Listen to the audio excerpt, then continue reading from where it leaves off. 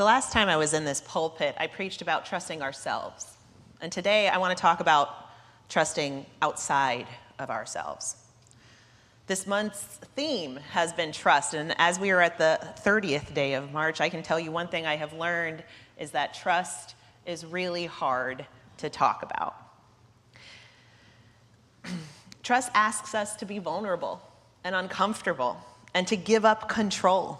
And talking about it makes us look at what makes us trust versus not trust. And the most tender challenges that we've had in our lives are interwoven with our concepts and understandings of trust. Trust is a weighty thing, and we each have experiences in life that led us to trust one thing or another and has helped us to secure our safety and well-being. But trust is key to living well in so many ways. And learning to trust in and of itself is a process. Trust is also a word associated with faith. In the Bible, both in the Hebrew and in the Christian Bibles, there are multiple instructions to trust in God. And in many versions, this word is instead translated to have faith in God. And have trust in God is a very different statement than have faith in God. And this language for us today carries some implications based on a really long history of multiple theological frameworks which claim that belief and faith are the same things. But the message is original in the many places in the Bible, and it's in Isaiah, in Proverbs, Romans, Corinthians, Timothy. Paul talks about trust a whole lot. But it's about trust, not faith. Faith became the preferred translation for early publishers as it more accurately demonstrated the traditions at the time, which were concerned more about belief, faith in God as a truth.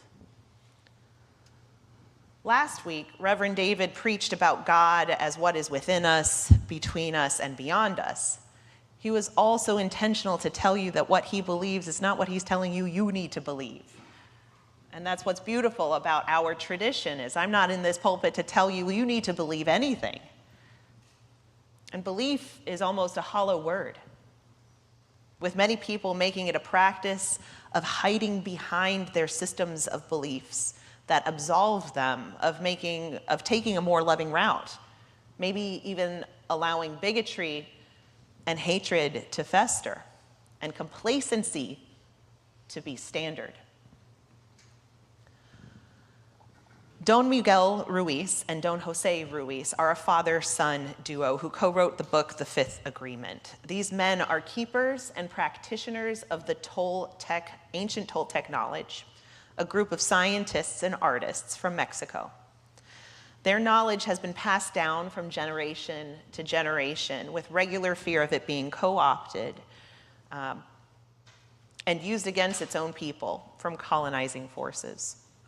In the book, the men say all humans are perfect gifts from the infinite, and that we are as true as the stars, the sky, and the trees. The Ruizes say our minds and the way we think about the world is more like a virtual reality system, using symbols that we've created, and we use them to create ideas and beliefs and lies, things which we agree to have a starting point from so that we can belong to and work within the cultures that we live in. One of them writes, I was always thinking, how can we know the truth? I was using symbols to try to understand the truth, when the real truth is that the symbols have nothing to say about the truth. The truth existed long before humans created symbols. Belief is different than truth, and trust is so much more than belief. As I said earlier, trust takes vulnerability. It takes a kind of surrender. It's active. And we need to trust ourselves, this is true, that we are perfect gifts from the infinite just as we are. And I know that the last time I was in here, I was saying, we're not all perfect, right? Reverend David, you're not perfect. We're not perfect people. But to the Toltec, when people say no one's perfect, that's a dismissal of the truth that came before symbols. That instead, when we say that, we mean no one is the image of perfection we've constructed through our use of symbols. Pretty cool shift of thinking. And it reminds me of another way that some people talk about that human beings are made in the image of God, perfect with all the things that don't add up to the idea of perfection we've constructed for ourselves. In her book, After the Good News, Reverend Nancy MacDonald Ladd writes, the whole idea of human beings being as reflective of the image of God was articulated most clearly by the famous forefather of American Unitarianism, William Ellery Channing. In his doctrine of human nature, the godly essence deeply embedded in the human soul was reflected in our capacities for reason, imagination, moral conscience, and aesthetic appreciation. To Channing, the inherent greatness of the soul was hidden from view by ignorance, suffering, and pain. The answer to all this was what he called self-culture, the work of freeing up the godly image inherent in each human was a way of nurturing one's inherent greatness of soul through advanced learning, prayerful practice, and acts of mercy. End quote from Nancy. But this self-culture is pretty much navel-gazing. It's very self-centered, which is okay to a degree, but it cannot end there. There is a spiritual lacking when our focus is only on ourselves and our own spiritual flourishing. Our faith requires that spiritual concern does not end with ourselves. It demands that we pay attention, take notice, and act on behalf of others and our communities. The way we interact with others in our communities is relational, and we need to be able to trust outside of ourselves because we are not islands, thank goodness. We are not alone, thank goodness. We are interconnected with other humans and this entire thing called existence, thank goodness. It is not fair or acceptable to think that we can isolate ourselves and find any kind of real satisfaction with life. Even Henry David Thoreau was not a hermit at Walden Pond, despite the lore surrounding him. And his time there, he regularly interacted with people, and he even threw melon parties with the watermelons that he grew. Going back to Reverend David's words about thinking about God as what's within us, between us, and beyond us, that which we might reach out to could easily be other people, friends, family, trusted people in our lives. And I say easily, though I know it's not always easy to reach out to people when we're struggling and need help. The combination of our American culture, which encourages independent individualism, that I got this attitude, and our increasing states of isolation brought about by technological advances, which have minimized in-person interactions, it can actually be quite hard to reach out, even to those we love and trust. Another way I like to think about reaching out to others is through service. And these can be tricky waters to navigate if you come from a starting point of regularly sacrificing yourself for the benefit of others. So if that is you, please hear these words with caution. But if it is not you, hear it beautifully, hear it loudly, because service can offer so much depth.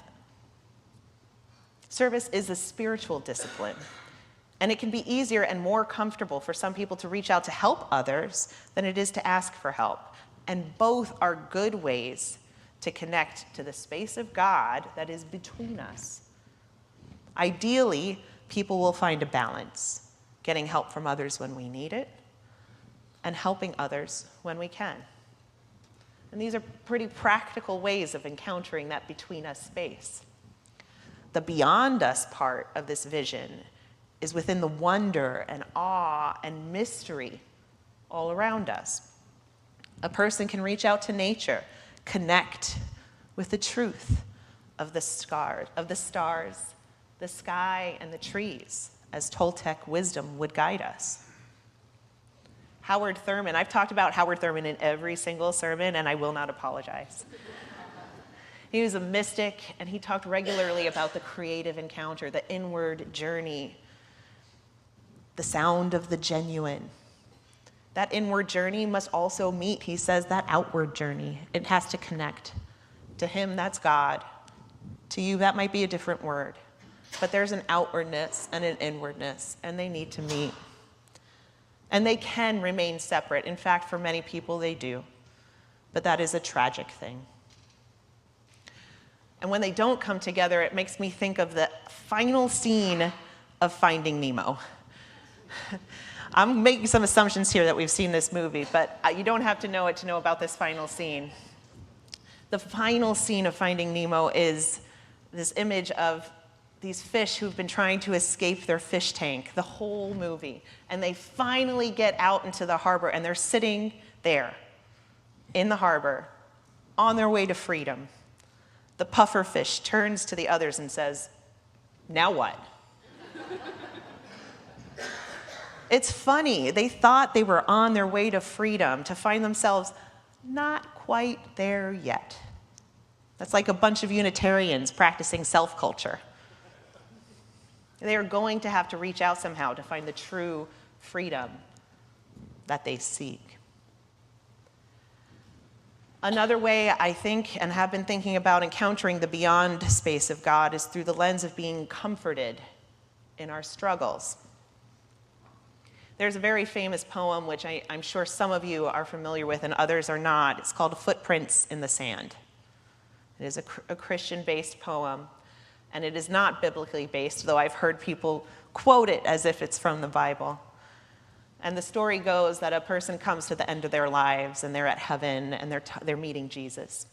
And they look back on their lives, and it's a vision of a beach. And the person is like, "Oh, this is my life, and here I am walking. Your footprints in the sand." And Jesus was like, "Yeah, I was there with you. You see, two sets of footprints. I was walking with you." And the person says, "But what about right here? This is where I was struggling the most, where I thought I couldn't go on. Things were too hard, and there's only one set of footprints." And Jesus says, "I know. I was carrying you." So I wonder, what is carrying you? What holds you when you're struggling? What do you reach out to or rely on? What will set you free from those little plastic bags that you might find yourself in, keeping you from others and the outside world? Is it the beyond? Is it the between? We know it can't just be the within, right? Self-culture is so 1815. The goal isn't finally reaching the idea of perfection we've envisioned, imagined, and created with symbols for ourselves and for others. A utopic world, an enlightened, isolated self. The goal is the process. Choosing the loving path because it is the right thing to do. Struggling through mistakes and heartache that comes just with life. Reaching out and knowing we are in beautiful communion with all that is within us, between us, and beyond us. And learning to trust is a process. Accepting our perfect selves with all the ways we feel imperfect is a process. Wrestling with the tensions of life is a process. Valuing the struggle is a process, but all of it is worthwhile. And I hope we can learn to trust the process so that we might allow the spaces of God to carry us when we need to be carried, whether that be through our relationship with others or our mystical senses of the mystery around us. I hope the within meets the without, so we can truly be free in a relational mutuality that gifts us with a more loved and loving life. Thank you.